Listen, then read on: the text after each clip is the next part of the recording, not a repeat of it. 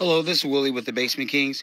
We're on our Toller project in Toller, Texas, and you can see we've already removed our pins, but now it's time for us to seal in. Every place that we broke off a pin, we like making sure that the metal is not showing in the wall. Most contractors in Texas don't do it, but we do it. I'm pretty anal, and you don't want the steel sticking out of the wall so it'll rust. Let me zoom in so you can see what I mean. Right there. See that metal pin? See it? There's another one here. All the way down the wall, wherever the metal pins were, we broke off just now. We have to fill them in and seal it with grout. And right along, we looking at the patch. See that? Those are what we call honeycombing in a basement wall. And a honeycombing are the areas in a wall will thin out the wall. And these are a top leaking source for leaving a basement like this. A lot of contractors leave it just like this, and then they start backfilling. Well, our waterproofing here in this particular project is inside, mixed into the concrete at the batch plant. So the walls are already now waterproof. But you still do not want to let a contractor leave the job site looking like this. Let me zoom in just a little bit better. See it? Look at that. When you can see the rocks and see the fines in the wall, honeycombing should be sealed and touched up.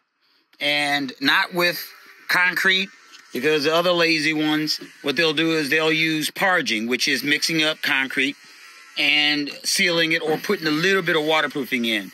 We use waterproof grout, so this area will become one of the strongest parts of the wall and not one of the weakest. You don't want to have water coming through your basement and then try to figure out why is it leaking, and you'll see. This has come from vibration. When the walls aren't vibrated all the way down, then you get honeycombing, see it? Unless the mix is too thin. But here, this mix is really, really strong, so we always use maximum strength concrete. So it is definitely from our vibrator, and it's not an issue. We just touch it up.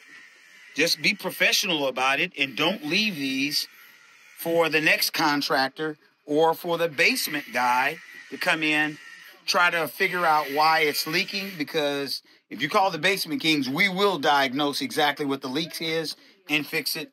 And these areas are a #1 area that you will have these issues. It's not that many if the wall is done perfectly, but when you see them, they must be touched up.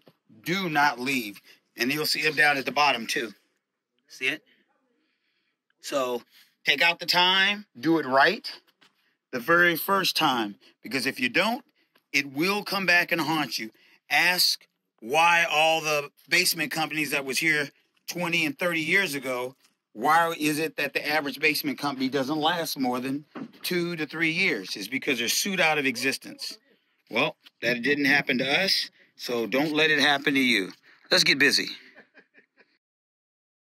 Thanks for watching. If you like our videos, then please subscribe or like our channels and visit us at thebasementkings.net. Thank you and have an excellent day.